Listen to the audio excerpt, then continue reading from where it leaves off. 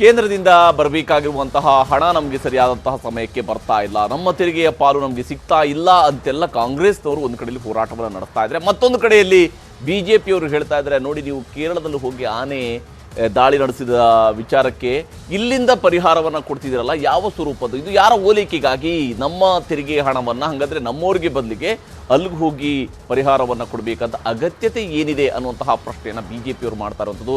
ಇದುವೇ ಇವತ್ತಿನ ಅಖಾಡ ಪರಿಹಾರ ಪಾಲಿಟಿಕ್ಸ್.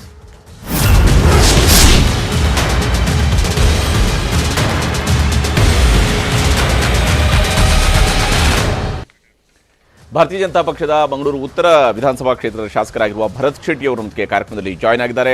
ಕಾಂಗ್ರೆಸ್ನ ರಾಜ್ಯ ವಕ್ತಾರರಾಗಿರುವ ನಟರಾಜ್ ಗೌಡರು ನಮಗೆ ಕಾರ್ಯಕ್ರಮದಲ್ಲಿ ಜಾಯ್ನ್ ಆಗಿದ್ದಾರೆ. ದಿ ಟೈಮ್ಸ್ ಆಫ್ ಇಂಡಿಯಾ ಪತ್ರಿಕೆಯ ಹಿರಿಯ ಸಹಾಯಕ ಸಂಪಾದಕ ಬಿ ಶಿವಶಂಕರ್ ಅವರು ಕೂಡ ನಮಗೆ ಕಾರ್ಯಕ್ರಮದಲ್ಲಿ ಜಾಯ್ನ್ ಆಗ್ತಾರೆ. ಅತಿಥಿಗಳ ಜೊತೆಗಿನ ಚರ್ಚೆಯನ್ನು ಆರಂಭಿಸೋದಕ್ಕಿಂತ ಮುಂಚಿತವಾಗಿ ಯಾವ ಸ್ವರೂಪದ ಒಂದು ಪರಿಹಾರದ ಫೈಟ್ ನಡೀತಾ ಇದೆ ಅನ್ನೋದ್ರ ಬಗ್ಗೆ ಒಂದು ವರದಿಯನ್ನು ನಿಮಗೆ ತೋರಿಸ್ತೀನಿ. ರಾಹುಲ್ ಗಾಂಧಿ ಅವ್ರನ್ನ ಖುಷಿ ಪಡಿಸಕ್ಕೆ, ಹೈಕಮಾಂಡ್ ಅನ್ನ ಖುಷಿ ಪಡಿಸಕ್ಕೆ ನಮ್ಮ ರೈತರು ಪರಿಹಾರ ಕೇಳಿದ್ರೆ 2,000 ರೂಪಾಯಿ ಕೊಡ್ತಾರೆ. ವಿರೋಧ ಪಕ್ಷ ಅಂದ್ರೆ ಬರೀ ಗಲಾಟೆ ಮಾಡೋದು ಅಂತಲ್ಲ, ದುಡ್ಡು ಕೊಡಕ್ಕೂ ಕೇಂದ್ರ ಸರ್ಕಾರ, ರೇಷನ್ ಕೊಡಕ್ಕೂ ಕೇಂದ್ರ ಸರ್ಕಾರ. ಈಗ ಅಶೋಕ, ಯಾಕೆ why are losing your temper? ರಾಜ್ಯ ರಾಜಕಾರಣದಲ್ಲೀಗ ಪರಿಹಾರ ಪಾಲಿಟಿಕ್ಸ್ ಜೋರಾಗಿದೆ. ಕರ್ನಾಟಕ ರಾಜ್ಯದ ಆನೆಯೊಂದು ಕೇರಳದ ವ್ಯಕ್ತಿಯನ್ನ ಸಾಯಿಸಿದ್ದಕ್ಕೆ ಕರ್ನಾಟಕ ಸರ್ಕಾರ ಪರಿಹಾರ ಘೋಷಿಸಿದೆ.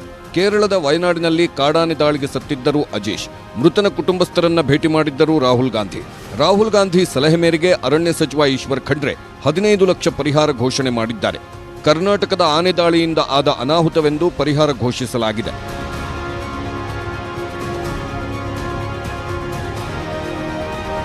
ಇದು ರಾಜ್ಯ ರಾಜಕಾರಣದಲ್ಲಿ ಬಿರುಗಾಳಿ ಎಬ್ಬಿಸಿದೆ. ರಾಹುಲ್ ಗಾಂಧಿ ಕ್ಷೇತ್ರ ವಯನಾಡಿನಲ್ಲಿ ಅರಣ್ಯ ಸಂರಕ್ಷಕ ಸತ್ತ ಕಾರಣಕ್ಕೆ ರಾಹುಲ್ ಗಾಂಧಿಯನ್ನ ಮೆಚ್ಚಿಸಲು ಈ ಪರಿಹಾರ ಘೋಷಿಸಲಾಗಿದೆ ಎಂಬುದು ಪ್ರತಿಪಕ್ಷಗಳ ಆರೋಪ. ರಾಹುಲ್ ಗಾಂಧಿ ಕ್ಷೇತ್ರಕ್ಕೆ ಕನ್ನಡಿಗರ ತೆರಿಗೆ ಹಣ ಯಾಕೆಂದು ಪ್ರಶ್ನೆ ಮಾಡಿದ್ದಾರೆ. ಅದನ್ನ 15 ಲಕ್ಷ ರೂಪಾಯಿ ಕೊಟ್ಟಿರ್ತಕ್ಕಂಥದ್ದು ಭಾರತೀಯ ಜನತಾ ಪಾರ್ಟಿ ಅದನ್ನ ಖಂಡಿಸ್ತದೆ. ರಾಹುಲ್ ಗಾಂಧಿ ಅವ್ರನ್ನ ಖುಷಿ ಪಡಿಸಕ್ಕೆ, ಕಾಂಗ್ರೆಸ್ ಹೈಕಮಾಂಡ್ ಅನ್ನ ಖುಷಿ ಪಡಿಸಕ್ಕೆ, ನಮ್ಮ ರಾಜ್ಯದ ಜನರ ತೆರಿಗೆ ಹಣವನ್ನು ದುರುಪಯೋಗ ಪಡಿಸಿಕೊಂಡಿರ್ತಕ್ಕಂಥದ್ದು ಇದು ಖಂಡನೀಯ. ಅವರ ರಾಷ್ಟ್ರೀಯ ನಾಯಕರು, ಸಿದ್ದರಾಮಯ್ಯನವರ ರಾಷ್ಟ್ರೀಯ ನಾಯಕರು ಅವರಿಗೆ ತಂದು ಇದು ಕೊಡೋರು, ಅವರಿಗೆ ಸಲಹೆ ಕೊಡೋರು, ಅವರ ಸಲಹೆ ಮೇರೆಗೆ 15 ಲಕ್ಷ ರೂಪಾಯಿನ ಕೊಟ್ಟಿದ್ದಾರೆ. ನಮ್ಮ ರೈತರು ಪರಿಹಾರ ಕೇಳಿದ್ರೆ 2,000 ರೂಪಾಯಿ ಕೊಡ್ತಾರೆ. ಆ 2,000 ರೂಪಾಯಿನಲ್ಲೂ 25% ರಾಜ್ಯ ಸರ್ಕಾರದ್ದು, ಇನ್ನು 75% ಕೇಂದ್ರ ಸರ್ಕಾರ ದುಡ್ಡದು. ಆನೆ ಪರಿಹಾರ ಕೆಣಕಿದ ಪ್ರತಿಪಕ್ಷಗಳು ಕೇಂದ್ರದ ಪರಿಹಾರ ತಾರತಮ್ಯಕ್ಕೆ ಸಿದ್ದು ಗುದ್ದು. ಅಸೆಂಬ್ಲಿ ಹೊರಗೆ ಆನೆ ಪರಿಹಾರ ಇಟ್ಟುಕೊಂಡು ಸರ್ಕಾರವನ್ನ ಪ್ರತಿಪಕ್ಷಗಳು ಟೀಕಿಸುತ್ತಿರುವಾಗಲೇ ವಿಧಾನಸಭೆ ಒಳಗೆ ಕೇಂದ್ರ ಸರ್ಕಾರದಿಂದ ರಾಜ್ಯಕ್ಕಾಗ್ತಿರೋ ಅನ್ಯಾಯಗಳ ಬಗ್ಗೆ ಅಂಕಿಅಂಶಗಳನ್ನು ಇಟ್ಕೊಂಡು ಎಳೆಯಾಗಿ ಬಿಚ್ಚಿಟ್ರು ಸಿಎಂ ಸಿದ್ದರಾಮಯ್ಯ. ಕೇಂದ್ರ ಸರ್ಕಾರವನ್ನ ಸರಿಯಾಗಿ ಅಪ್ರೋಚ್ ಮಾಡ್ತಿಲ್ಲ ಎಂಬ ಕುಮಾರಸ್ವಾಮಿ ಮಾತಿಗೂ ಬಿಜೆಪಿ ನಾಯಕರಿಗೂ ಸಿದ್ದರಾಮಯ್ಯ ಟಕ್ಕರ್ ಕೊಟ್ಟರು. ಕೇಂದ್ರದಿಂದ ಬರ ಪರಿಹಾರ, ತೆರಿಗೆ ವಂಚನೆ ಆಗ್ತಿರೋದನ್ನ ವಿವರಿಸಿದ್ರು. ಗಲಾಟೆ ಮಾಡೋದೇ ಒಂದು ಕಸುಬು ಅಂತ ತಿಳ್ಕೊಬಿಟ್ರೆ ವಿರೋಧ ಪಕ್ಷ ಅಂದ್ರೆ ಬರೀ ಗಲಾಟೆ ಮಾಡೋದು ಅಂತಲ್ಲ, ಪ್ರತಿಪಕ್ಷ ಫ್ಯಾಕ್ಟ್ಸು ಫಿಗರ್ಸು ಇಟ್ಕೊಂಡು ಮಾತಾಡ್ಬೇಕಲ್ವಾ? ನಿಮಗೆಲ್ಲ ಬಸವರಾಜ್, ಅಶೋಕ್ಗೆ ಪ್ರಧಾನಿ ಮೋದಿ, ಅಮಿತ್ ಶಾ, ನಿರ್ಮಲಾ ಸೀತಾರಾಮನ್ ಕೃಷಿ ಸಚಿವರನ್ನ ಎಷ್ಟು ಬಾರಿ ಭೇಟಿ ಮಾಡಿದ್ರು, 17 ಪತ್ರಗಳನ್ನು ಬರೆದರು, ಕನ್ನಡಿಗರಿಗೆ ಅನ್ಯಾಯ ಆಗ್ತಾನೇ ಇದೆ ಎಂದು ವಾದಿಸಿದ್ರು. 16 ಪತ್ರಗಳಿಗೆ ಉತ್ತರವೇ ಇಲ್ಲ, ಇದನ್ನು ಒಕ್ಕೂಟದ ವ್ಯವಸ್ಥೆ ಎಂದು ಕರಿಬೇಕಾ ಎಂದು ಪ್ರಶ್ನಿಸಿದ್ರು. 17 ಲೆಟರ್ಗಳನ್ನು ಬರೆದಿದ್ದೀವಿ.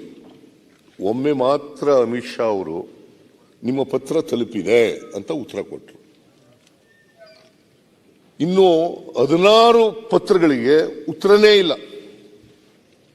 No response at all. ಇದನ್ನ ಫೆಡರಲ್ ಸಿಸ್ಟಮ್ ಅಂತ ಕರಿಬೇಕಾ, ಒಕ್ಕೂಟದ ವ್ಯವಸ್ಥೆ ಅಂತ ಕರಿಬೇಕಾ? ಹೇಳಿ ನೋಡೋಣ. ನಾವು ಸಂಘರ್ಷ ಯಾರ ಜೊತೆಲೂ ಮಾತ್ರ ಇಲ್ಲ, ಆದರೆ ನಮಗೆ ನ್ಯಾಯ ಕೊಡಿ ಅಂತ ಕೇಳಿದ್ರೆ ಸಂಘರ್ಷ ಅಂತ ಹೇಳಿದ್ರೆ ಏನ್ ಮಾಡೋದು? ಇನ್ನು ಗ್ಯಾರಂಟಿ ಯೋಜನೆಗಳ ಸಕ್ಸಸ್ ಬಗ್ಗೆಯೂ ಸಿದ್ದರಾಮಯ್ಯ ಹೆಮ್ಮೆ ಪಟ್ಟರು. ಗ್ಯಾರಂಟಿಗಳು ಸಕ್ಸಸ್ ಆಗಿವೆ, ಆದರೆ ಅನ್ನಭಾಗ್ಯಕ್ಕೆ ಅಕ್ಕಿ ಕೊಡದೆ ಕೇಂದ್ರ ಸರ್ಕಾರ ಇಲ್ಲೂ ರಾಜಕಾರಣ ಮಾಡುತ್ತಿದೆ ಎಂದರು. ಪರ್ಸನಲಿ ಫುಡ್ ಕಾರ್ಪೊರೇಷನ್ ಆಫ್ ಇಂಡಿಯಾದವ್ರನ್ನ ಕರೆದು ಮಾತಾಡದೆ ಒಪ್ಕೊಂಡು ಹೋದ್ರು. ಆಮೇಲೆ ರಾಜಕೀಯ ಮಾಡಿಬಿಟ್ರು. ಕೇಂದ್ರ ಸರ್ಕಾರದವರು ರಾಜಕೀಯ ಮಾಡಿ ಕೊಡಲ್ಲ ಅಂತ ಅಂದ್ಬಿಟ್ರು. ನಾನೇನ್ ಮಾಡಿದೆ, ಜಾರ್ಖಂಡು, ಪಂಜಾಬ್, ಬಡವರ ವಿರೋಧಿ ಬಿಜೆಪಿಗಳು, ತೆಲಂಗಾಣ, ಆಂಧ್ರ ಎಲ್ಲ ಕಡೆ ಪ್ರಯತ್ನ ಮಾಡಿದೆ ಅಕ್ಕಿ ಕೊಡೋಣ ಅಂತೇಳಿ. ಅವ್ರು ಯಾರ ಕೈಲೂ ಪಾಪ ಅಕ್ಕಿ ಕೊಡಕ್ಕೆ ಅಷ್ಟೊಂದು ಅಕ್ಕಿ ಕೊಡಕ್ಕೆ ಆಗ್ಲಿಲ್ಲ, ನಮಗೆ ಬೇಕಾದಷ್ಟು ಅಕ್ಕಿ ಕೊಡಕ್ಕೆ ಆಗ್ಲಿಲ್ಲ. ಈ ವೇಳೆ ಸಿದ್ದರಾಮಯ್ಯನವರ ವಿರುದ್ಧ ಪ್ರತಿಪಕ್ಷ ನಾಯಕ ಆರ್ ಅಶೋಕ್ ರೊಚ್ಚಿಗೆದ್ರು. ಎಲ್ಲದಕ್ಕೂ ಕೇಂದ್ರವೇ ಕೊಡಬೇಕಾ ಎಂದು ಪ್ರಶ್ನಿಸಿದ್ರು. ಆಗ ಆರ್ ಅಶೋಕ್ಗೆ ನೀನು ಕೂಲಾಗಿರು ಅಂದ್ರು ಸಿಎಂ. ಇವ್ರು ಅನೌನ್ಸ್ಮೆಂಟ್ ಮಾಡಿರೋದು, ಇವ್ರ ಕಮಿಟ್ಮೆಂಟ್ ದುಡ್ಡು ಕೊಡಕ್ಕೂ ಕೇಂದ್ರ ಸರ್ಕಾರ, ರೇಷನ್ ಕೊಡಕ್ಕೂ ಕೇಂದ್ರ ಸರ್ಕಾರ, ಕರೆಂಟ್ ಕೊಡಕ್ಕೂ ಕೇಂದ್ರ ಸರ್ಕಾರ. ಈಗ ಅಶೋಕ, ಯಾಕೆ why are losing your temper? ಬಳಿಕವೂ ಮುಂದುವರಿಯಿತು ಕೇಂದ್ರದ ವಿರುದ್ಧ ಸಿದ್ದರಾಮಯ್ಯನವರ ವಾಗ್ದಾಳಿ. ಕುವೆಂಪು ಅವರು ಏನ್ ಹೇಳಿದ್ದಾರೆ? ಸರ್ವೋದಯ ಸರ್ವರಲ್ಲಿ. ಆದ್ರೆ ನೀವೇನ್ ಹೇಳ್ತೀರಿ? ಸಬ್ಕ ಸಾಥ್ ಸಬ್ಕ ವಿಕಾಸ್. ಯಾವುದು ಸತ್ಯ, ಯಾವುದು ಮಿಥ್ಯ ಜನಗಳಿಗೆ ಗೊತ್ತಾಗ್ಬೇಕಲ್ಲ. ಸಬ್ಕ ಸಾಥ್ ಸಬ್ಕ ವಿಕಾಸ್, ಸಬ್ಕ ವಿಶ್ವಾಸ್. ಹೇಳೋದಕ್ಕೊಂದು ಮಾಡೋದಕ್ಕೊಂದು. 4,30,000 ಕೋಟಿ ಅದು ಎಲ್ಲಿಂದ ಬರ್ತದೆ? Income tax, corporate tax, excise, ಇದು custom duty, GST, cess, surcharge, petrol diesel ಮೇಲೆ ಆಗ್ತಕ್ಕಂಥ ಹಣ, ಇವೆಲ್ಲ ಸೇರಿ ಎಲ್ಲ ಕರ್ನಾಟಕದಿಂದ ಕೊಡೋದಲ್ಲ. ನಾವು ಕೇಳಿದ್ರೆ ನರೇಂದ್ರ ಮೋದಿ ಅವರು ಹೇಳ್ತಾರೆ, ಈ ಕಾಂಗ್ರೆಸ್ನವರು ದೇಶ ವಿಭಜನೆ ಮಾಡಕ್ ಹೊರಟ್ಬಿಟ್ಟಿದ್ದಾರೆ. ನಾವು ಹೋಗಿ ಪ್ರತಿಭಟನೆ ಮಾಡಿದ್ರೆ, ಡೆಲ್ಲಿನಲ್ಲಿ ಹೋಗಿ ಪ್ರತಿಭಟನೆ ಮಾಡಿದ್ರೆ, ಅದೇ ಪ್ರೈಮ್ ಮಿನಿಸ್ಟರ್ ನರೇಂದ್ರ ಮೋದಿ ಅವರು ಗುಜರಾತ್ ಚೀಫ್ ಮಿನಿಸ್ಟರ್ ಆಗಿದ್ದಾಗ ಏನು ಹೇಳಿದ್ರು?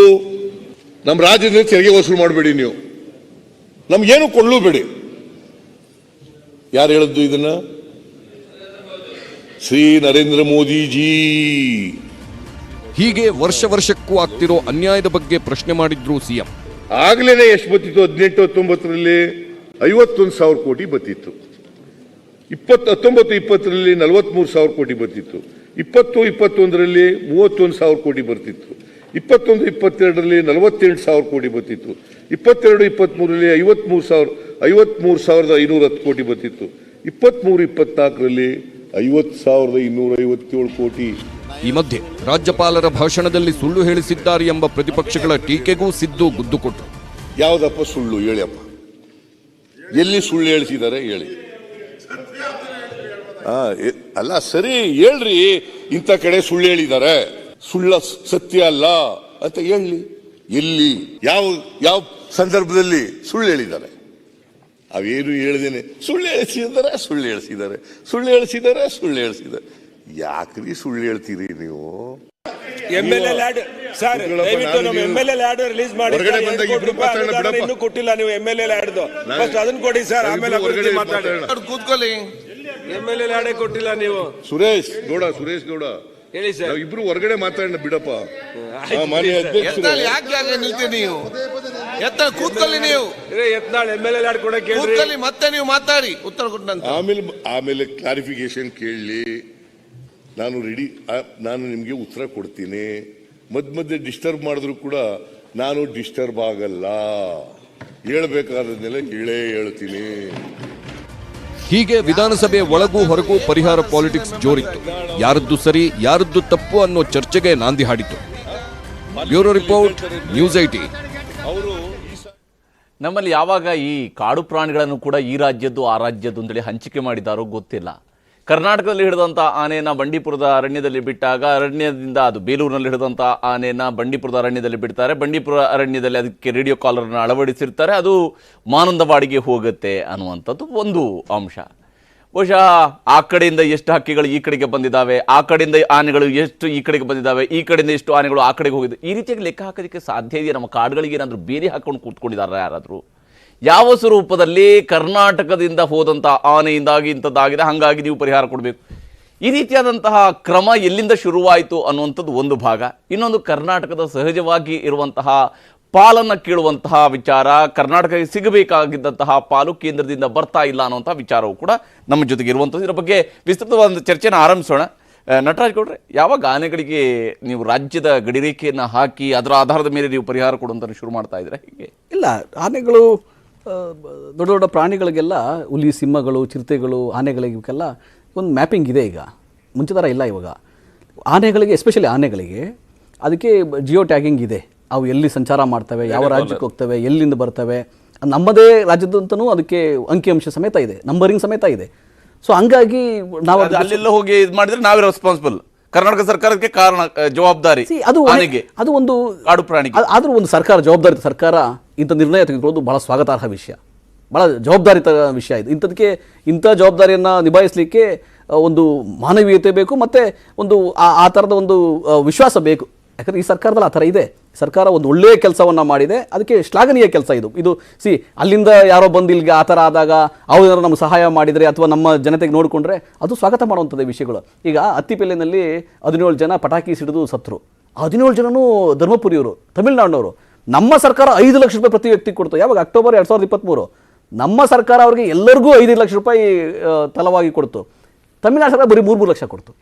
ಅಲ್ಲ, ನಾನೇನ್ ಹೇಳ್ತೀನಿ ಗೊತ್ತಾ, ಇದು ಅಂತಾರಾಜ್ಯ ವಿಷಯಗಳಲ್ಲಿ ಕೊಡ್ತಿರೋ, ಮಧ್ಯಪ್ರದೇಶಕ್ಕೆ ಕೊಡ್ತಿರೋ, ಇನ್ಯಾರಿಗೆ ಕೊಡ್ತಿರೋ ಅನ್ನೋಂತ ಮುಖ್ಯ ಅಲ್ಲ. ಈಗ ಆನೆ ದಾಳಿಯಿಂದ ಯಾರೆಲ್ಲ ಸಾವಿಗೀಡಾಗಿದ್ರೆ ಅವರೆಲ್ಲದರ ಬಗ್ಗೆ ಕೂಡ ನಮಗೆ ಸಂವಿಧಾನಗಳಿದಾವೆ. ಅವರೆಲ್ಲದರ ಬಗ್ಗೆಯೂ ಕೂಡ ಇದು ಅನ್ಯಾಯದ ಸಾವು ಆಗಿರುತ್ತೆ. ಯಾಕಂದ್ರೆ ಅವ್ರ ಪಾಪ ಓಡ್ಕೊಂಡು ಬರ್ತಾರೆ, ಆನೆ ದಾಳಿ ಮಾಡುತ್ತೆ, ಸತ್ತಿರುತ್ತೆ. ಆದ್ರೆ ಪರಿಹಾರ ಕೊಡುವಂತ ವಿಧಾನದ ಬಗ್ಗೆ ಇರುವಂತಹ ಪ್ರಶ್ನೆ ಅದೇನಿಲ್ಲ. ವಿಧಾನ ಅಲ್ಲಿ ನಮ್ಮ ರಾಜ್ಯದಿಂದ ಹೋಗಿರುವಂತ, ನಾವು ಕಾಡಲ್ಲಿ ಬಿಟ್ಟಿರುವ ಆನೆ ಹೋಗಿ ಅಲ್ಲಿ ಇದು ಯಾವ ರೀತಿಯಲ್ಲಿ ಕೇರಳದಿಂದ ಒಂದು ಆನೆ ಬರುತ್ತೆ, ಅಲ್ಲಿ ಇಲ್ಲೆಲ್ಲೋ ದಾಳಿ ನಡೆಸುತ್ತೆ. ಯಾಕಂದ್ರೆ ನಾವು ಕರ್ನಾಟಕ ಕೇರಳದ ಗಡಿ ಭಾಗದವರು, ನಮ್ಗೆ ಗೊತ್ತಿದೆ ಅಲ್ಲಿ ಕೇರಳದಿಂದ ಕರ್ನಾಟಕಕ್ಕೆ ಹೋಗ್ತಾ ಇರ್ತವೆ. ಹಂಗಿದ್ರೆ ಅಲ್ಲಿ ಅವರು ಪರಿಹಾರ ಕೊಡ್ತಾರೆ. ಕೊಟ್ಟರೆ ಒಳ್ಳೇದು. ಯಾವ ರೀತಿಯಲ್ಲಿ? ಇಲ್ಲ ಕೊಟ್ಟರೆ ಒಳ್ಳೇದು. ಏನು ಗೊತ್ತಾ, ಈಗ ಮುಂಚಿನ ವ್ಯವಸ್ಥೆ ನನಗೆ ಗೊತ್ತಿಲ್ಲ, ಈಗಿನ ವ್ಯವಸ್ಥೆನಲ್ಲಿ ಹೆಂಗೆ ಅಂದ್ರೆ ಇದು ಶುರು ಇವಾಗ ನಮ್ಮದೇ. ಈಗ ನಮ್ಮ ರಾಜ್ಯದ, ಈಗ ನಮ್ಗೆ ಅದೇನಂದ್ರೆ ನಮ್ಮ ರಾಜ್ಯದ ಆನೆನ ಹೌದು, ಬಂಡೀಪುರದ ಆನೆನ ಹೌದು, ಅದಕ್ಕೆ ಒಂದು ಟ್ಯಾಗಿಂಗ್ ಇದೆಯಾ? ಹೌದು ಇದೆ. ನಂಬರಿಂಗ್ ಇದೆಯಾ? ಇದೆ. ಅದು ಅಲ್ಲಿ ಹೋಗಿ ದಾಳಿ ಮಾಡಿ ಮಾನವ ಪ್ರಾಣಿಗಳ ಸಂಘರ್ಷ ಇದೆಯಲ್ಲ, ಈ ಸಮಯದಲ್ಲಿ ಹಾನಿ ಆಗೋದೇ ಪ್ರಾಣಿಗಳಿಗೂ ಆಗ್ತದೆ. ಬಟ್ ಇಲ್ಲಿ ಆಗಿದೆ, ಒಬ್ಬ ಸಾವಾಗಿದೆ. ಆ ಸಾವಿಗೆ ನಾವು ಮಾನವೀಯತೆಯಲ್ಲಿ, ಮನುಷ್ಯತ್ವದಲ್ಲಿ ಮಿಡಿಬೇಕಾದ್ದು ಸರ್ಕಾರಗಳ ಹೊಣೆಗಾರಿಕೆ. ಆ ಸರ್ಕಾರ ಎಷ್ಟು ಕೊಡುತ್ತೆ ಬಿಡುತ್ತೆ ಬೇರೆ ವಿಷಯ. ಕರ್ನಾಟಕ ಸರ್ಕಾರ ಕೊಟ್ಟಿದೆ, ಇದನ್ನು ಸ್ವಾಗತ ಮಾಡಬೇಕು. ಇದನ್ನೇ ಒಂದು ಮಾದರಿಯಾಗಿಕೊಂಡು ಎಲ್ಲಾ ಕಡೆ ಇದನ್ನೇ ನಟರಾಜ್ ಗೌಡ್ರೆ ಪರಿಶೀಟ್ರೆ, ಯಾವ ರೀತಿಯಾದಂತಹ ಮಾನವೀಯತೆ ಇದು? ಮೊದಲು ಒಬ್ಬನ ಜೀವ ಹೋಗಿದೆ ಕೇರಳದಲ್ಲಿ, ಖಂಡಿತ ಕನಿಕರ ಇದೆ, ಅದರ ಬಗ್ಗೆ ಸಂವೇದನಶೀಲತೆ ಎಲ್ಲರೂ ಸಹ ತೋಳ್ಬೇಕು. ಜೀವ ಹೋಗಿದೆ. ಕೇರಳದಲ್ಲಿ ಸರ್ಕಾರ ಇದೆ, ಇವರದ್ದೇ ಇಂಡಿಯಾ ಅಲಯನ್ಸ್ನ ಒಂದು ಸರ್ಕಾರ ಇದೆ. ಇವರು ಅವ್ರ ಹತ್ರ ಹೇಳಬೇಕು, ಅವ್ರ ಮೇಲೆ ಒತ್ತಡ ತರಬೇಕು. ಅವರ ಪ್ರಜೆ, ಅವರ ಉತ್ತರದಾಯಿತ್ವ ಇದೆ. ಕೇರಳದ ಸರ್ಕಾರ ಅವರಿಗೆ ಕೊಡುವಂಥ ಏನಿದೆ ನಷ್ಟಕ್ಕೆ, ಜೀವ ಹೋಗಿದೆ, ಜೀವ ಹಾನಿ ಅದಕ್ಕೆ ಏನಾದರೂ ಪರಿಹಾರ ಕೊಡುವಂಥ ಕೆಲಸಕ್ಕೆ ಇವರು ಒತ್ತಡ ತರಬೇಕು ಅಲ್ಲಿಂದ. ಇದು ರಾಹುಲ್ ಗಾಂಧಿ ಅವರು ಲೆಟರ್ ಬರ್ತಾರೆ ಅನ್ನುವಂಥ ಒಂದೇ ಕಾರಣಕ್ಕಾಗಿ ಈಶ್ವರ್ ಖಂಡ್ರೆ ಅವರು ಪುನಃ ರಿಪ್ಲೈ ಮಾಡಿದ್ದು ಅವರಿಗೆ, ರಾಹುಲ್ ಗಾಂಧಿ ಅವರಿಗೆ ಲೆಟರ್ ಬರೀತಾರೆ ಪುನಃ. Is just an MP from there, ಅವರಿಗೆ ಲೆಟರ್ ಬರೀತಾರೆ, ನಾವು ಕೊಟ್ಟಿದ್ದೇವೆ ಅಂತ. ಸಮಸ್ಯೆ ಏನಂತ ಹೇಳಿದರೆ, ಕರ್ನಾಟಕದಲ್ಲಿ ಬರ ಇದೆ, ಕರ್ನಾಟಕದಲ್ಲಿ ರೈತರ ಸಮಸ್ಯೆಗಳಿದ್ದಾರೆ, ಕರ್ನಾಟಕದಲ್ಲಿ ಬೇರೆ ಬೇರೆ ಸಮಸ್ಯೆಗಳಿದೆ. ಅದಕ್ಕೆ ನಾವು ಕ್ವಶನ್ಸನ್ನು ಕೇಳಿದಾಗ, ಪ್ರಶ್ನೆ ಮಾಡಿದಾಗ, ನಮ್ಮ ಹತ್ರ ಹಣ ಇಲ್ಲ, ಕೇಂದ್ರ ಸರ್ಕಾರ ಅದು ಇದು ಅಂತ ಹೇಳ್ತಾರೆ. ಆಯಿಲ್ಲ, ಅದು ಬಿಡಲಿ, ಆರ್ಗ್ಯುಮೆಂಟ್ ಮಾಡುವ. ಹಾಸನದಲ್ಲಿ 2022ನೇ ಇಸ್ವಿಯಲ್ಲಿ ಒಬ್ಬ ಮನು ಅನ್ನುವಂಥ ಆನೆಯ ಅಟ್ಯಾಕ್ ಆಗಿ ಒಬ್ಬರು ಸತ್ತಿದ್ರು ಅಲ್ಲಿ. ಆಗ ಬೊಮ್ಮೆಯವರ ಸರ್ಕಾರ ಅವರಿಗೆ 15 ಲಕ್ಷ, ಸ್ವಲ್ಪ 7 ಲಕ್ಷನಷ್ಟು ಮಾಡಿತ್ತು. ಆಮೇಲೆ ಏರಿಸಿ ಅದನ್ನು 15 ಲಕ್ಷಕ್ಕೆ ಏರಿಕೆ ಮಾಡಿ ಅನೌನ್ಸ್ ಮಾಡಿತ್ತು. 22ರಲ್ಲಿ ಫಸ್ಟ್ 7.5 ಲಕ್ಷ ರಿಲೀಸ್ ಆಗಿದೆ. ಇನ್ನು 7.5 ಲಕ್ಷ ರಿಲೀಸ್ ಆಗಲಿಕ್ಕೆ ಬಾಕಿ ಇದೆ. ನಮ್ಮ ಈಗಿನ ಸರ್ಕಾರ ಅದನ್ನೇ ಮೊನ್ನೆ ಬಂದಾಗ 22ರಲ್ಲಿ 7.5 ಲಕ್ಷ ರಿಲೀಸ್ ಆಗಿದೆ, ಇನ್ನೂ 7.5 ಲಕ್ಷ ಬಾಕಿ ಇದೆ. ಆ 7.5 ಲಕ್ಷಕ್ಕೆ ಇನ್ನೂ ಸಹ ಇವರು ಟೆಕ್ನಿಕಲ್ ಇಶ್ಯೂಸ್ ಅಂತ ಹೇಳ್ತಾ ಇದ್ದಾರೆ ಈಗಿರುವ ಸರ್ಕಾರ. ಅದನ್ನು ರಿಲೀಸ್ ಮಾಡಲಿಕ್ಕೆ ಟೆಕ್ನಿಕಲ್ ಇಶ್ಯೂಸ್, ಇದು ಘಟನೆ ಆಗಿ ಇಮಿಡಿಯೇಟ್ ಆಗಿ ನೀವು 15 ಲಕ್ಷನ ರಿಲೀಸ್ ಮಾಡಿದ್ದೇನೆ. ಯಾಕೆ? ರಾಹುಲ್ ಗಾಂಧಿಯವರನ್ನು ಪ್ಲೀಸ್ ಮಾಡಲಿಕ್ಕೆ. ಎರಡನೇದು, ರಾಹುಲ್ ಗಾಂಧಿಯವರ MP ಕ್ಷೇತ್ರ ಏನಿದೆ ಅಲ್ಲಿಗೆ ಸಂಬಂಧಪಟ್ಟಂಥ ವ್ಯಕ್ತಿ. ಈಗ ಎಲ್ಲರ ಉತ್ತರದಾಯಿತು ಇದೆ, ಒಬ್ಬ ವ್ಯಕ್ತಿಯ ಜೀವ ಹೋಗಿದೆ. ಅದ್ರ ಬಗ್ಗೆ ನಾನು ಕರ್ನಾಟಕನ ನಾನು ಮಾತಾಡ್ಲಿಕ್ಕೆ ಹೋಗೋದಿಲ್ಲ. ನಮ್ಮ ರಾಜ್ಯದಲ್ಲಿ ಒಬ್ಬರು ತೀರಿ ಹೋಗಿದ್ದಾರೆ, ನಮ್ಮ ರಾಜ್ಯದಲ್ಲಿ ಸತ್ತವರಿಗೆ ಇವ್ರು ಬಾಕಿ ಇದೆ ದುಡ್ಡು ಕೊಡಲಿಕ್ಕೆ, ಕೊಡ್ಬೋದಲ್ಲ ಅದನ್ನು, ನೀವು ಅದನ್ನು ಕೊಡಿ. ಎಸ್ ಭರತ್ ಅವರು ಮಾತಾಡ್ತೀನಿ, ನಟರಾಜ್ ಗೌಡ್ರು ನಿಮ್ಮ ಹತ್ರ ಮಾತಾಡ್ತೀನಿ. ನಾನು ಚರ್ಚೆನ ಮುಂದುವರಿಸೋಣ, ಚಿಕ್ಕ ಬ್ರೇಕ್ ನಂತರ.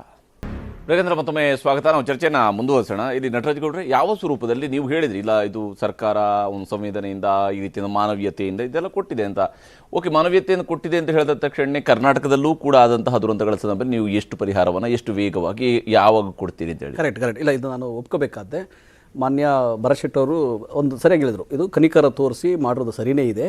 ಬಟ್ ನಮ್ಮ ರಾಜ್ಯದಲ್ಲಿ ನಮ್ಮ ರಾಜ್ಯದಲ್ಲಿ ನಾನು ಅಲ್ಲಿ ಕರೆಕ್ಟ್ ಮೈ ಸೆಲ್ಫ್, ನೀವು ತಪ್ಪು ಹಾಕೋದು ಬೇಡ. ನಾನು ಹೇಳುದು, ಒಬ್ಬ ವ್ಯಕ್ತಿ ಸತ್ತಾಗ ಅವರ ಸಾವಿಗೆ ಕನಿಕರ ಇದೆ ಅಂತ ಕನಿಕರ ಇದೆ. ಮತ್ತು ಅಲ್ಲಿನ ರಾಜ್ಯ ಸರ್ಕಾರ ಇದೆ, ನಿಮ್ದು ಇಂಡಿಯಾ ಅಲಯನ್ಸ್ ನ ಕಮ್ಯುನಿಸ್ಟ್ ಸರ್ಕಾರ ಇದೆ, ಅವ್ರ ಮೇಲೆ ಒತ್ತಡ ತಂದು ಅಲ್ಲಿ ಸಿಗುವಂತ ಪರಿಹಾರ ಒಳ್ಳೆ ಸಲಹೆ ಇದು. ನಮ್ಮ ರಾಜ್ಯದಲ್ಲಿ ಯಾರು ಜೀವನ ಕಳ್ಕೊಂಡಿದ್ದಾರೆ ಅವರಿಗೆ ಪರಿಹಾರವನ್ನು ಕೊಡಿಸೋ ಕೆಲಸ ನೀವು ಮಾಡಿ. ತುಂಬಾ ಒಳ್ಳೆ. ನಮ್ಮ ತೆರಿಗೆ ಹಣ, ನಾನು ಇವರು ಎಲ್ಲಾ ಮಾತನ್ನು ನಮ್ಮ ತೆರಿಗೆ ಹಣ, ಒಂದು ಮಾತನ್ನು ಡಿಸ್ಪ್ಯೂಟ್ ಮಾಡಲ್ಲ, ಒಂದು ಮಾತು ಡಿಸ್ಪ್ಯೂಟ್ ಮಾಡಲ್ಲ. ಅಲ್ಲಿನ ನಮ್ಮ ಒಂದು ಸರ್ಕಾರ ಇದೆ, ರಾಜ್ಯ ಸರ್ಕಾರ ಇದೆ, ಆ ರಾಜ್ಯ ಸರ್ಕಾರಕ್ಕೆ ಗಮನಕ್ಕೆ ತಂದು ಅವ್ರ ಮೇಲೆ ಒತ್ತಡ ಹಾಕಿ ಅವರು ಪರಿಹಾರ ಕೂಡ ಕೇಳಬೇಕು.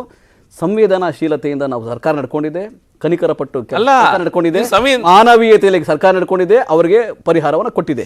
ನಮ್ಮ ರಾಜ್ಯದಲ್ಲಿ 2022ರಲ್ಲಿ ಇದೇ ರೀತಿಯ ಒಂದು ಪ್ರಕರಣ ಆಯ್ತು. ಅದಕ್ಕೆ 7.5 ಲಕ್ಷ ಕೊಟ್ಟರು, 7.5 ಲಕ್ಷ ರೂಪಾಯಿ ಮಾತ್ರ ಹೋಯ್ತು ಅಂತಂದ್ರಲ್ಲ. ಯಾವ ಸರ್ಕಾರ ಇತ್ತು? ನಮ್ಮ ಸರ್ಕಾರ ಇತ್ತು. ನಿಮ್ಗೆ ಯಾಕೆ ತ್ವರಿತಗತಿಯಿಂದ ಮಾಡಬೇಡ ಅಂತ ಯಾರು ಅಲ್ಲ, ಈಗ ನೀವು ಕೊಡ್ಬೇಕದನ್ನ. ಇಲೆಕ್ಷನ್ ಅನೌನ್ಸ್ ಆಯ್ತು, ಡಿಸೆಂಬರ್ ಅಲ್ಲಿ ಆಗಿತ್ತು ಸರ್. ಯಾರು ತಡೆದ್ರ? ನವೆಂಬರ್ ಅಲ್ಲಿ ಕೊಡಬೇಕಾದ್ರೆ ಪ್ರಾಣ ಓದೋ ನೀವು ಪರಿಹಾರ ಕೊಡ್ಬೇಕಾದ್ರೆ ಎಲೆಕ್ಷನ್ ಕಮಿಷನ್ ನಾವು ಇನ್ನು ನೋಡಿ, ಒಬ್ಬ ಅರ್ಧ ಹಣ ಅರ್ಧ ಹಣ ಚೇಂಜ್ ಆಗಿದೆ, ಸರ್ಕಾರದಲ್ಲಿ ಸರ್ಕಾರ ಚೇಂಜ್ ಆಗಿದೆ, ಕರ್ತವ್ಯ ಚೇಂಜ್ ಆಗುದಿಲ್ಲ, ಕರ್ತವ್ಯ ಗವರ್ಮೆಂಟ್ ಆರ್ಡರ್ ನಮ್ಮನ್ನ ಹೊಣೆಗಾರಿಕೆ ಮಾಡ್ಬಿಡಿ. ಆದ್ರೂ ನೀವು ನಮ್ ಗಮನಕ್ಕೆ ತಂದಿದ್ದೀರಿ, ನಾವು ನಾ ತರಬೇಕೀಗ. ಆಯ್ತು, ಮಂತ್ರಿಗೆ ಈಗ ನನಗೆ ಅರಣ್ಯ ಅಧಿಕಾರಿಗೆ ಗೊತ್ತಿದೆ, ಮಂತ್ರಿಗಳು ಅವ್ರ ಹತ್ರ ಕೇಳಿದ್ದಾರೆ, ಬಿಡುಗಡೆ ಮಾಡಿ.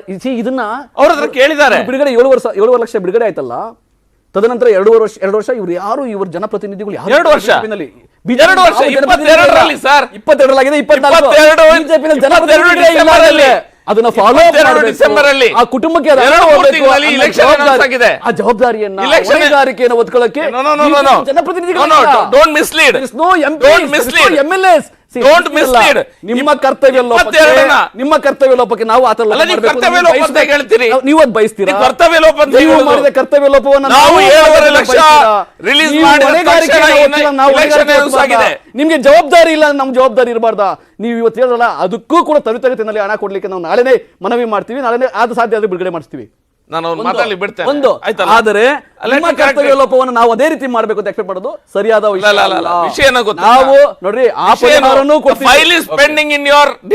ಅತಿ ಬಲದ ವಿಷಯ ಮೆನ್ಷನ್ ಮಾಡಿದೆ.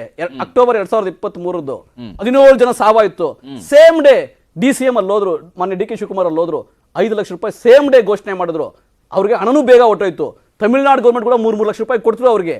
ಅದು ನಮ್ಮ ಮಾನವೀಯತೆ ಮತ್ತೆ ಸರ್ಕಾರಗಳು ಮಾಡಬೇಕಾದ ನಡೆ, ಅದು ಕರ್ತವ್ಯ.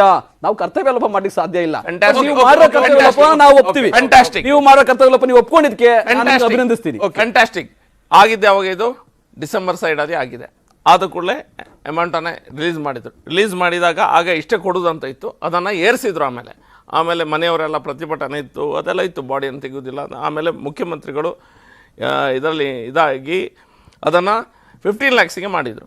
15 ಲ್ಯಾಕ್ಸ್ಗೆ ಮಾಡಿ ಪುನಃ ಇನ್ಕ್ರೀಸ್ಡ್ ಅಮೌಂಟನ್ನು ಫೈಲ್ ಮೂವ್ಮೆಂಟ್ ಆಗಿದೆ, ಫೈನಾನ್ಸ್ ಡಿಪಾರ್ಟ್ಮೆಂಟಲ್ಲಿ ಬಂದಿದೆ, ಮತ್ತು ಇವ್ರ ಡಿಪಾರ್ಟ್ಮೆಂಟಲ್ಲಿ ಫೈನಲ್ ಇದಕ್ಕೆ ಕಾಯ್ತೊಂಡು. ಆಗ ಇಲೆಕ್ಷನ್ ಏನೋ ಆಗುವಂಥ ಟೈಮಲ್ಲಿ ಇಲೆಕ್ಷನ್ ಕಮಿಷನರು ಸ್ವಲ್ಪ ಮುಂಚೆ ಈ ಫೈಲ್ಸನ್ನು, ಫೈನಾನ್ಸ್ ಫೈಲ್ಸನ್ನು ತಡೆದಿದ್ರು. ನಂತರ ಇವರ ಡಿಪಾರ್ಟ್ಮೆಂಟಲ್ಲಿ ಈಗ ಸರ್ಕಾರ ಬಂದ ನಂತರ ಪುನಃ ಎಲ್ಲ ಕ್ಲಿಯರ್ ಆದ ನಂತರ ಆ ಫೈಲಿನ ಬಗ್ಗೆ ಪ್ರಶ್ನೆ ಮಾಡಿದಾಗ ನಮ್ಮ ಹತ್ರ ಈಗ ಹಣ ಇಲ್ಲ, ಫೈನಾನ್ಸ್ ಡಿಪಾರ್ಟ್ಮೆಂಟಿಂದ ಅದು ಪಾಸಾಗಿ ಬರ್ತಾ ಇಲ್ಲ, ನಮ್ಮ ಹತ್ರ ಹಣ ಇಲ್ಲ ಅಂತ ಹೇಳಿದರು. ಹಣ ಇಲ್ಲದಿದ್ದರೆ ಈ ಹಣವನ್ನು ಯಾಕೆ ಕೊಟ್ಟರು? ಈಗ ಅವ್ರು ಹೇಳ್ತಾರೆ ನಮ್ಮ ಗಮನಕ್ಕೆ ನಾ ತರಬೇಕಂತೆ. ಈಗ ನಿಮ್ಮಲ್ಲಿ ಶಾಸಕರಿದ್ರು, ಸರ್ಕಾರ ಇತ್ತು, ಫಿನಿಶ್ ಮಾಡಿದೆ, ಎಂಪಿಗಳು ಇದ್ರು, ಇವತ್ತು ಯಾರು ಇಲ್ವಾ? ಏನೋ ಮಾತಾಡ್ತಾರೆ, ಅದೇ ಹೇಳ್ತಾರದು, ನಿಮ್ಮ ಜನಪ್ರತಿನಿಧಿಗಳು ನೀವು ಅಂತ. ಅವ್ರದ್ದಾದ್ರೆ ಹೇಳಿ. ಆ ಫೈಲನ್ನು ಈಗ ಪ್ರಶ್ನೆ ಮಾಡಿದಾಗ ನಮ್ಮ ಹತ್ರ ದುಡ್ಡಿಲ್ಲ ಅಂತ ಇದೇ ಸರ್ಕಾರದವ್ರು ಹೇಳಿದ್ರು. ಈಗ ಹೇಳ್ತಾರೆ ನಾವು ಕೊಡ್ತೇವೆ ಅಂತ. We have already got it. ಮನೆಯವರು ಸಹ ಫಾಲೋಅಪ್ ಮಾಡಿದ್ದಾರೆ, ಡಿಪಾರ್ಟ್ಮೆಂಟಿಂದ ಫಾಲೋಅಪ್ ಆಗಿದೆ. ಅವರಿಗೆ ನಮ್ಮ ಹತ್ರ ದುಡ್ಡಿಲ್ಲ, ನಾವು ಗ್ಯಾರಂಟಿ ಅದು ಇದು ಎಲ್ಲ ಅಂತ ಹೇಳ್ತಾರೆ. ಅಧಿಕಾರಿಗಳು ಹೇಳಿದ್ರು ದುಡ್ಡಿಲ್ಲ ಅಂತ ಆ ಫೈಲನ್ನು ಪೆಂಡಿಂಗ್ ಇಟ್ಟಿದ್ದಾರೆ. ಈಗ ರಿಲೀಸ್ ಮಾಡ್ಬೋದಲ್ಲ, ಅದನ್ನು ರಿಲೀಸ್ ಮಾಡಲಿಲ್ಲ ಇನ್ನೂ ಸಹ, ಇದನ್ನು ಹೇಗೆ ರಿಲೀಸ್ ಮಾಡಿದ್ರೆ ಹಾಗಾದರೆ ಅಂತ ನನ್ನ ಪ್ರಶ್ನೆ. ಚರ್ಚೆ ನಾವು ಮುಂದುವರಿಸೋಣ. ಬಹಳಷ್ಟು ವಿಚಾರಗಳನ್ನು ಮಾತನಾಡುವಂಥದ್ದು, ಈ ಪರಿಹಾರದ ಸುತ್ತಲೂ ಇರುವಂತಹ ಪಾಲಿಟಿಕ್ಸ್ ಹೇಗೆಲ್ಲ ನಡೀತಿದೆ ಅನ್ನೋದ್ರ ಬಗ್ಗೆ ಚರ್ಚೆ ಮುಂದುವರಿಸೋಣ. ಚಿಕ್ಕ ಬ್ರೇಕ್ ನಂತರ. ಕೇರಳದಲ್ಲಿ ಆನೆ ದಾಳಿ ನಡೆಸಿದ್ದಕ್ಕೆ ಕರ್ನಾಟಕ ಸರ್ಕಾರ ಪರಿಹಾರ ಕೊಟ್ಟಿರುವಂತಹ ವಿಚಾರದ ಸುತ್ತಲೂ ಕೂಡ ಆರಂಭವಾಗಿರುವಂತಹ ಚರ್ಚೆಯಲ್ಲಿ ಬಹಳ ಮುಖ್ಯವಾಗಿ ನೀವು ಅಲ್ಲಿ ಪರಿಹಾರ ಕೊಡೋದಕ್ಕೆ ಹೊರಡ್ತೀರಿ, ಹಾಗಾದರೆ ಇಲ್ಲಿರುವಂತಹ ಅನೇಕ ಸಮಸ್ಯೆಗಳ ಪಟ್ಟಿಯೂ ಕೂಡ ನಿಮ್ಮ ಕಣ್ಣೆದುರುಗಡೆಗೆ ಇಲ್ವಾ, ಇದು ನಿಮಗೆ ಕಾಣ್ತಾ ಇಲ್ವಾ ಅನ್ನುವಂತಹ ಪ್ರಶ್ನೆ ಮತ್ತೆ ಜಾಸ್ತಿ ಆಗ್ತಾ ಇರೋದು. ಅದರ ಬಗ್ಗೆ ಒಂದು ಸಣ್ಣ ವರದಿ ನಿಮಗೆ ತೋರಿಸ್ತೀನಿ. ಕೇರಳದಲ್ಲಿ ಸತ್ತವರಿಗೆ ರಾಜ್ಯ ಸರ್ಕಾರದಿಂದಲೇ ಯಾಕೆ ಪರಿಹಾರ? ರಾಹುಲ್ ಗಾಂಧಿ ಮೆಚ್ಚಿಸೋಕೆ ಈ ನಿರ್ಧಾರ ಸರಿಯೇ ಎಂಬುದು ಪ್ರತಿಪಕ್ಷಗಳ ಪ್ರಶ್ನೆ. ಒಂದು ಆಂಗಲ್ನಲ್ಲಿ ಅದು ಸರಿ ಅನ್ನಿಸ್ಬಿಡುತ್ತೆ. ಕರ್ನಾಟಕದ ಮಲೆನಾಡು ಬಯಲುಸೀಮೆ ಜಿಲ್ಲೆಗಳಲ್ಲಿ ಪ್ರತಿದಿನವೂ ಕಾಡಾನೆಗಳ ದಾಳಿ ಆಗ್ತಿದೆ, ಬೆಳೆ ಜೀವಹಾನಿ ಆಗ್ತಿದೆ.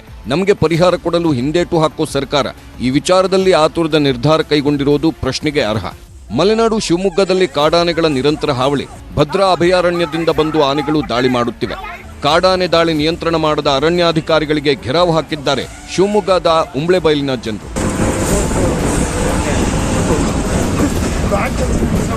ಕಾಡಾನೆ ದಾಳಿಯಿಂದ ಹಾಸನ ಜಿಲ್ಲೆಯಲ್ಲಿ ಈವರೆಗೆ 79 ಜನರು ಸತ್ತಿದ್ದಾರೆ. ಆಲೂರು, ಸಕಲೇಶಪುರ ತಾಲೂಕುಗಳಲ್ಲಿ ಉಪಟಳಕ್ಕೆ ಇನ್ನೂ ಮುಕ್ತಿಯಿಲ್ಲ. ಚಾಮರಾಜನಗರ ಜಿಲ್ಲೆಯಲ್ಲಿ 2023-24ನೇ ಸಾಲಿನಲ್ಲಿ ಕಾಡಾನೆ ದಾಳಿಯಿಂದ 9 ಮಂದಿ ಸತ್ತಿದ್ದಾರೆ.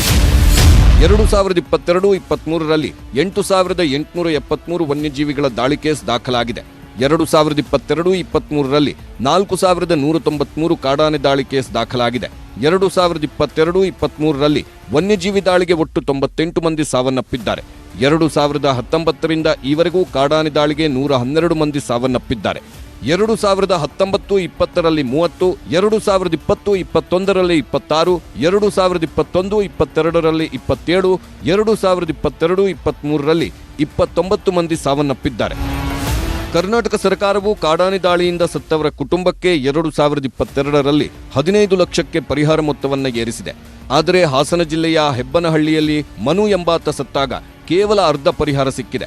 ಉಳಿದ ಪರಿಹಾರ ನೀಡಲು ಸಬೂಬು ಹೇಳುತ್ತಿದೆ ಅರಣ್ಯ ಇಲಾಖೆ. ಸರ್ಕಾರದ ನಡೆಗೆ ಮಲೆನಾಡು ಭಾಗದ ಜನರು ಆಕ್ರೋಶಗೊಂಡಿದ್ದಾರೆ. ಮನುವನ್ನ ಒಬ್ಬ ವ್ಯಕ್ತಿ ಮೃತಪಡ್ತಾನೆ. ಆ ಸಂದರ್ಭದಲ್ಲಿ ಇದ್ದಂಥ ಸರ್ಕಾರದ ಮಾನ್ಯ ಮುಖ್ಯಮಂತ್ರಿಗಳೇ ನಮಗೆ ಕರೆ ಮಾಡಿ ಭರವಸೆನ ಕೊಡ್ತಾರೆ, ಶಾಶ್ವತ ಪರಿಹಾರನ ಮಾಡಿಕೊಡ್ತೀವಿ. ಮತ್ತು ಹಾಗೆಯೇ ಈಗೇನು ಸತ್ತಂಥ ವ್ಯಕ್ತಿಗೆ 7.5 ಲಕ್ಷ ಅವಾಗ ಏನು ಬರ್ತಾ ಇತ್ತು ಅದನ್ನು 15 ಲಕ್ಷ ಮಾಡ್ತೀವಿ ಅಂತೇಳಿ ಭರವಸೆನ ಕೊಟ್ಟು ಇಲ್ಲಿಗೆ ಹೆಚ್ಚು ಕಮ್ಮಿ ಒಂದು 5-6 ವರ್ಷ ಆಗ್ತಾ ಬಂತು. ಆದರೂ ಸಹ ಇನ್ನೂ ಆ ಒಂದು ಯಾವುದೇ ಭರವಸೆ ಕೊಟ್ಟಿದ್ದು ಭರವಸೆಯಾಗೇ ಉಳಿದಿದೆ, ಪೊಳ್ಳು ಭರವಸೆಯಾಗಿದೆ. ಯಾಕೆ ಅಂದರೆ ಆ ಮನುವನ್ನ ಕುಟುಂಬಕ್ಕೆ ಅವತ್ತು ಬಂದಿದ್ದು 7.5 ಲಕ್ಷ ಅಷ್ಟೇನೆ. ಕಾಡಾನೆ ಹಿಡಿಯೋ ಸಿಬ್ಬಂದಿಗೂ ಸಂಬಳವಿಲ್ಲ. 4 ತಿಂಗಳಿಂದ ಸಂಬಳವಿಲ್ಲದೆ ಸಿಬ್ಬಂದಿ ಪರದಾಟ. ಕೇರಳ ವ್ಯಕ್ತಿ ಸತ್ತಾಗ 15 ಲಕ್ಷ ಪರಿಹಾರ ಘೋಷಣೆ ಮಾಡುವ ಸರ್ಕಾರಕ್ಕೆ ಹಾಸನ ಜಿಲ್ಲೆಯ ಕಾಡಾನೆ ಹಿಡಿಯೋ ಸಿಬ್ಬಂದಿಗಳ ಗೋಳು ಕಾಣುತ್ತಿಲ್ಲ.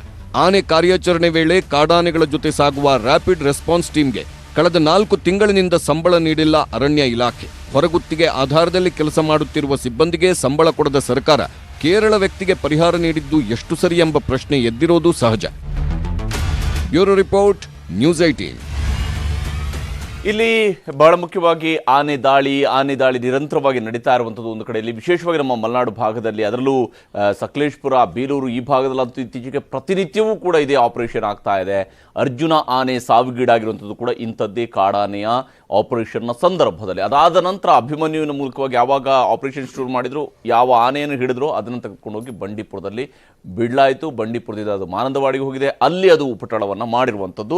ಇದು ಒಟ್ಟಾರೆಯಾಗಿ ನಡೆದಿರುವಂತಹ ಬೆಳವಣಿಗೆ. ಆದರೆ ಪರಿಹಾರದ ವಿಚಾರದಲ್ಲಿ ನಡೀತಾ ಇರುವಂಥದ್ದು ಎಷ್ಟರ ಮಟ್ಟಿಗೆ ಸರಿ ಅನ್ನುವಂಥ ಪ್ರಶ್ನೆಯೊಂದಿಗೆ ಮುಂದುವರಿತಾ ಇರುವಂಥದ್ದು. ಶಿವಶಂಕರ್ ಅವರೇ, ತಮ್ಮ ಪ್ರಕಾರ ಸರ್ಕಾರ ಕೊಡುವಂತಹ ಸಮರ್ಥನೆಗಳು ಅಂದರೆ ಹೌದು, ಒಂದು ಮಾನವೀಯ ದೃಷ್ಟಿಯಿಂದ ನಾವು ಕೊಡ್ತಾ ಇದ್ದೀವಿ. ಈಗ ಕರ್ನಾಟಕದಿಂದ ಒಂದು ಆನೆ ಹೋಗಿದೆ, ಅದು ಕೇರಳದಲ್ಲಿ ದಾಳಿ ನಡೆಸಿದೆ ಅಂತ ಹೇಳ್ಕೊಂಡು ಅಲ್ಲಿ ಪರಿಹಾರ ಕೊಡ್ತೀವಿ ಅಂದರೆ ಈ ಸ್ವರೂಪದಲ್ಲಿ ಮಾಡ್ತಾ ಹೋದರೆ ಇದಕ್ಕೆ ಏನು ಅರ್ಥ ಇದು ಅಂತ? ಇದರಿಂದ ಕಾಂಗ್ರೆಸ್ ಇದನ್ನ ಪ್ರವೋಕ್ ಮಾಡುತ್ತೆ. ಅಂದ್ರೆ ಇವಾಗ ನೀವು ಮನೆಗೆ ಮಾರಿ ಊರಿಗೆ ಉಪಕಾರಿ ಅಂತ ಒಂದು ಗಾದೆಯನ್ನ ಅವರ ವಿರೋಧಿಗಳು ಅವರ ಮೇಲೆ ಒಂದು ಅಸ್ತ್ರವಾಗಿ ಉಪಯೋಗಿಸೋ ತರ ಈ ಕಾಂಗ್ರೆಸ್ ಮಾಡ್ಕೊಂಡಿದೆ ಅನ್ನೋದನ್ನ ಈ ಪ್ರಕರಣದಿಂದ ಹೇಳಬಹುದು. ಯಾಕೆ ಅಂತಂದ್ರೆ ಕರ್ನಾಟಕದಲ್ಲಿ ಬರ ಇದೆ, ಅದಕ್ಕೆ ಸೂಕ್ತವಾದಂತ ಪರಿಹಾರವನ್ನ ಕೊಡ್ಬೇಕಾಗಿದೆ. ಆಮೇಲೆ ಇಲ್ಲಿ ಕರ್ನಾಟಕದಲ್ಲಿ ರೈತರ ಆತ್ಮಹತ್ಯೆ ಹೆಚ್ಚಾಗ್ತಾ ಇದೆ, ಅದಕ್ಕೆ ಪರಿಹಾರವನ್ನ ಕೊಡಬೇಕಾಗಿದೆ. ಆಮೇಲೆ ನೀವು ಹೇಳಿದ ಹಾಗೆ ವೈಲ್ಡ್ ಲೈಫ್ ಅಟ್ಯಾಕ್ಗಳು, ಅದರಿಂದ ಆಗಿರುವಂತಹ ಸಾವು ನೋವುಗಳು, ಅದು ಕೂಡ ಇದು ಡೇ ಬೈ ಡೇ ಅದು it is on the rise. ಅದಕ್ಕೂ ಕೂಡ ಪರಿಹಾರವನ್ನ ಕೊಡಬೇಕಾಗಿದೆ. ಅದು ಬಿಟ್ಟು ಪರಿಹಾರವನ್ನ ಕೊಡೋದು ಬದಲು ಅದು ಈ ಪರಿಹಾರ ಅನ್ನೋದಕ್ಕಿಂತ ಹೆಚ್ಚಾಗಿ ಅದರ ಮೇಲಿನ ರಾಜಕೀಯನೇ ಹೆಚ್ಚು ಪ್ರಾಮುಖ್ಯವನ್ನ ಪಡಿತಾ ಇದೆ. ಇದಕ್ಕೆ ಎರಡೂ ಪಾರ್ಟಿಗಳು ಹೊರತಾಗಿಲ್ಲ, ಕಾಂಗ್ರೆಸ್ ಆಗ್ಲಿ ಬಿಜೆಪಿ ಆಗ್ಲಿ, ಯಾವುದೇ ಒಂದು ಅವಕಾಶ ಸಿಕ್ಕಿದ್ರೆ ಸಾಕು ಅದ್ರ ಮೇಲೆ ರಾಜಕೀಯ ಮಾಡಬೇಕು ಅಂತ. ಈಗ ಒಂದು ಪರಿಹಾರ ಅಂತ ಅಂದಾಗ ನೀವು ಬರೀ ಈಗ ಆನೆ ಅಷ್ಟನ್ನೇ ಇಟ್ಕೊಂಡಿಲ್ಲ ಅಂತ ನಾನು ಅನ್ಕೊಳ್ತೀನಿ. ಇದಕ್ಕಿಂತ ದೊಡ್ಡದು ಇವತ್ತಿಗೆ ಬರ ಪರಿಹಾರ ಆಗ್ಬೇಕಾಗಿದೆ. ಅದನ್ನು ಕೂಡ ನೀವು ಗಮನದಲ್ಲಿ ಇಟ್ಕೊಂಡಿದ್ದೀರಾ ಈ ಚರ್ಚೆಗೆ, ಅದು ಪ್ರಸ್ತುತ ಅಂತ ನಾನು ಅನ್ಕೊಳ್ತೀನಿ.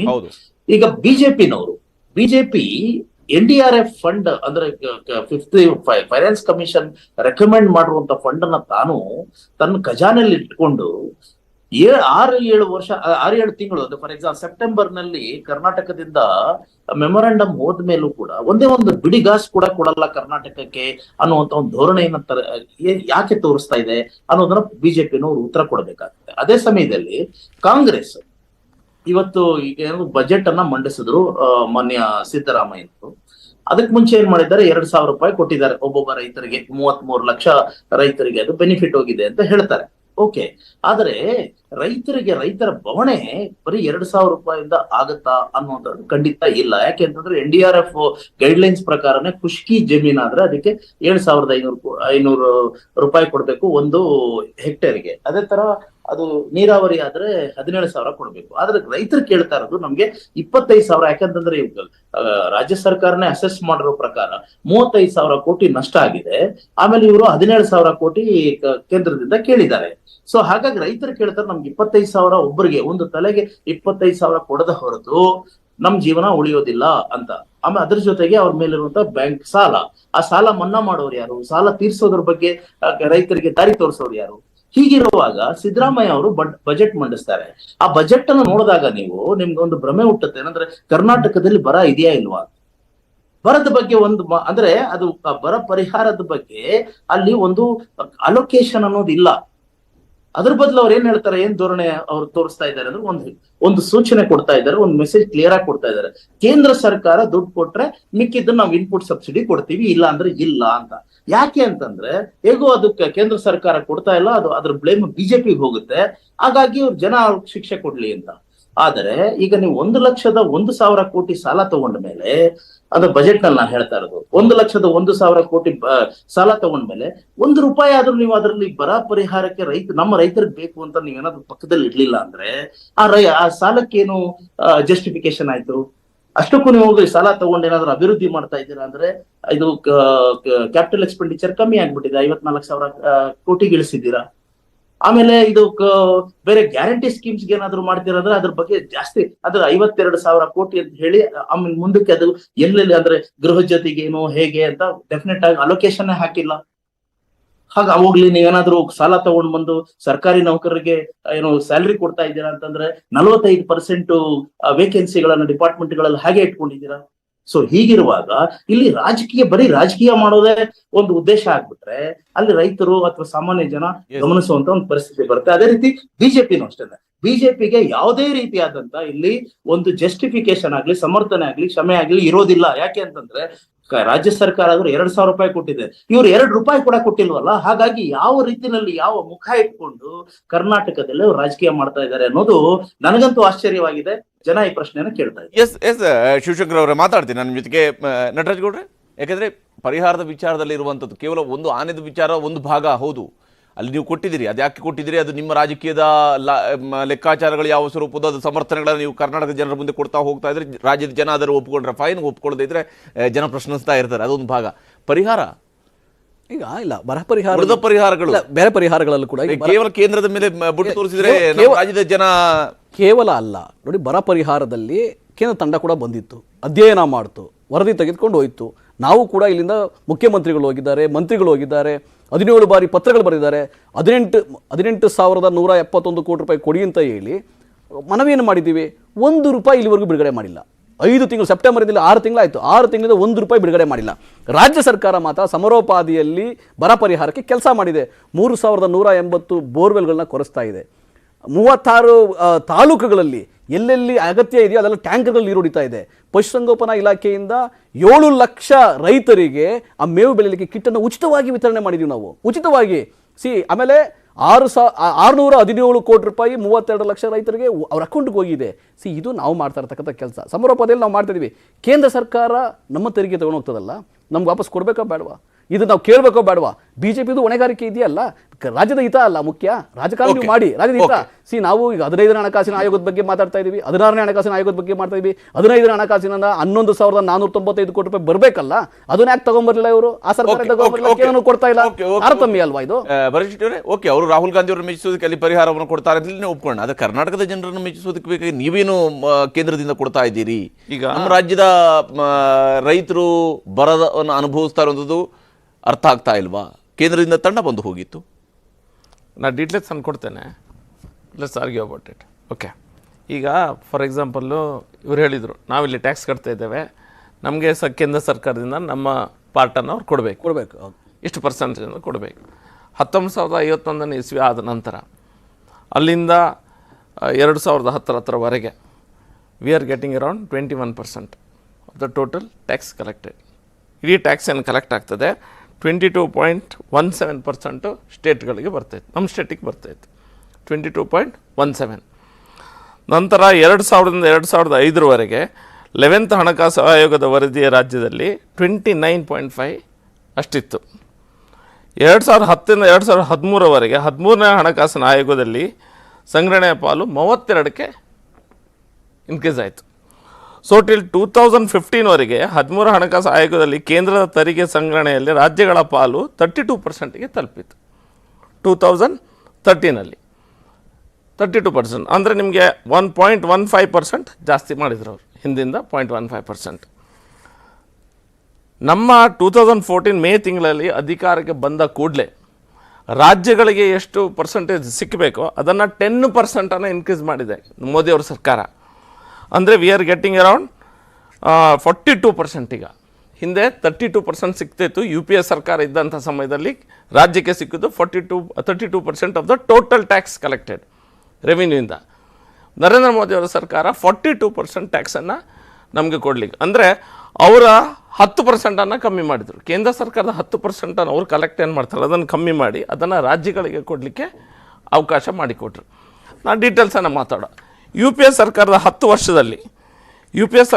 ವರ್ಷದಲ್ಲಿ ನೀವು ಡಿವಲ್ಯೂಷನ್ ಟ್ಯಾಕ್ಸ್ ಡಿವಲ್ಯೂಷನ್ ಮಾಡಿ ನಮಗೆ ಸಿಕ್ಕಿದೆಷ್ಟು ಅಂತ ಹೇಳಿದರೆ 81,000 ಕೋಟಿ, 81,000 crores ನಮಗೆ ಸಿಕ್ಕಿದ್ದು. 2014ರಿಂದ 2024 ಈ ವರ್ಷಕ್ಕೆ ತಗೊಂಡು 10 ವರ್ಷಗಳಲ್ಲಿ ಟ್ಯಾಕ್ಸ್ ಡಿವಲ್ಯೂಷನ್ ಎಷ್ಟಿತ್ತು ಅಂತ ಹೇಳಿದ್ರೆ 2.82 lakhs crore.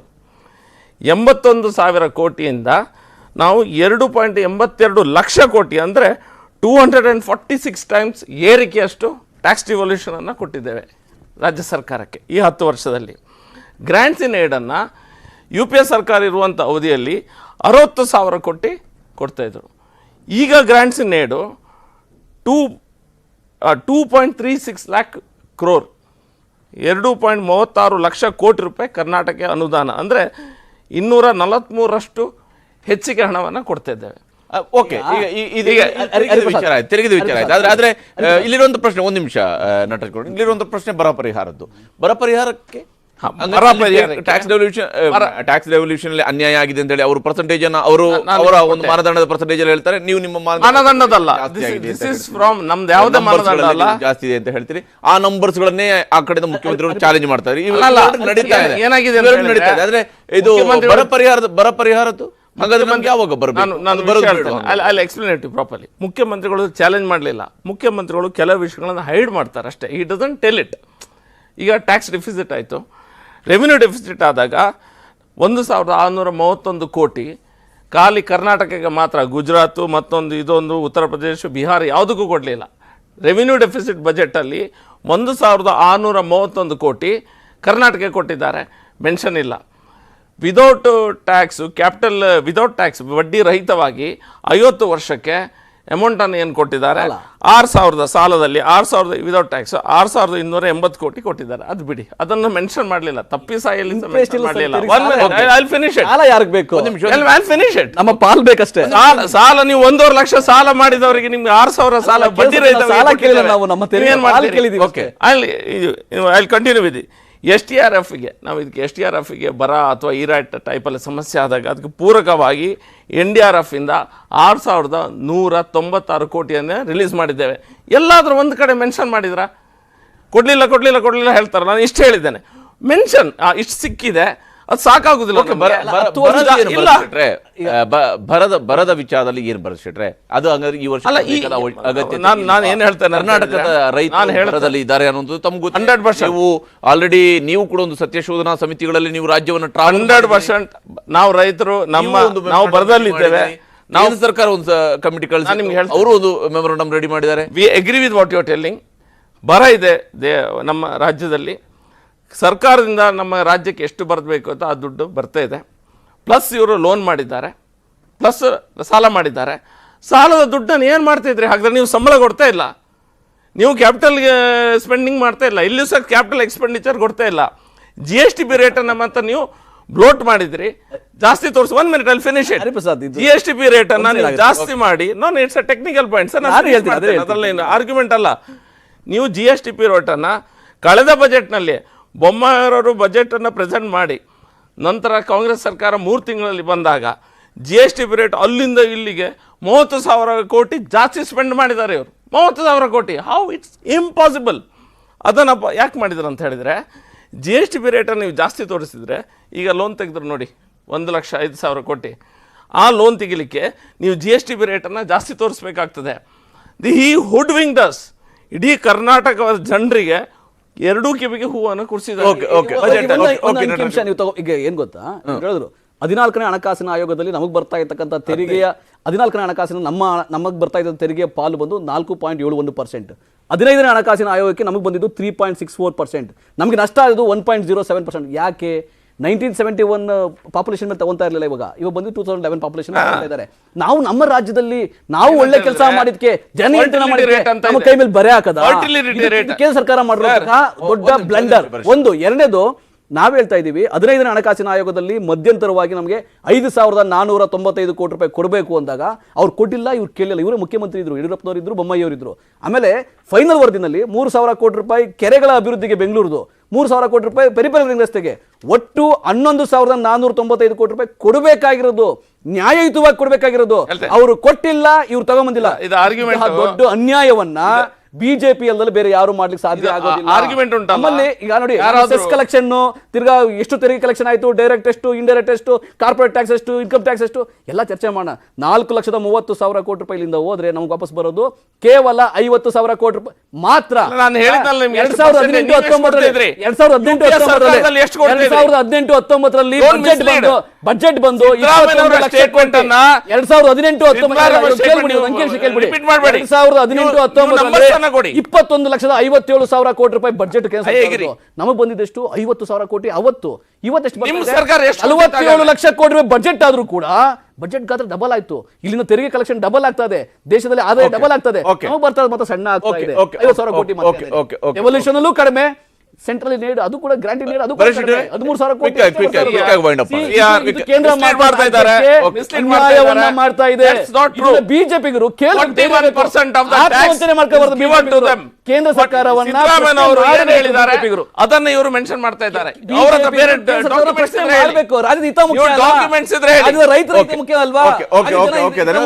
ಕೂಡ ಕಾರ್ಯಕ್ರಮದಲ್ಲಿ ಜಾಯ್ನ್ ಮಾಡ್ಕೊಂಡಿದ್ದಕ್ಕಾಗಿ ಧನ್ಯವಾದ. ತಮಗಿಬ್ರು ಕೂಡ ಕಾರ್ಯಕ್ರಮದಲ್ಲಿ ಜಾಯ್ನ್ ಆಗಿದ್ದಕ್ಕಾಗಿ ಸಮಯದ ಅಭಾವ ಇದೆ, ಕ್ಷಮಿಸಿ. ಒಟ್ಟಾರೆಯಾಗಿ ರಾಜ್ಯ ಜನರ ಮುಂದೆ ಈ ರೀತಿಯಂತ ಅಂಕಿ ಅಂಶಗಳಿದ್ದಾವೆ. ರಾಜ್ಯದ ಜನ ಕೂಡ ಡಿಸೈಡ್ ಮಾಡ್ತಾರೆ ಯಾವ ಸ್ವರೂಪದಲ್ಲಿ ನಿಜಕ್ಕೂ ಯಾರು ಏನು ಹೇಳ್ತಿದ್ದಾರೆ, ಯಾವ ಅಂಕಿಯನ್ನು ನಂಬಬೇಕು, ಯಾವ ಸಂಖ್ಯೆಯನ್ನು ನಂಬಬೇಕು. ದಯವಿಟ್ಟು ಗೊಂದಲಕ್ಕೊಳಗಾಗೋದು ಬೇಡ. ಅಂಕಿ ಸಂಖ್ಯೆಗಳನ್ನು ನಾನಾ ಸ್ವರೂಪಗಳಲ್ಲೂ ಕೂಡ ವಿಶ್ಲೇಷಣೆ ಮಾಡಲಾಗುತ್ತೆ ಅನ್ನೋಂಥದ್ದು ಕೂಡ ನಮಗೆ ಗೊತ್ತಿರಬೇಕಾಗಿರುವಂತಹ ವಾಸ್ತವ. ನಮಸ್ಕಾರ. ಡಿಬೇಟ್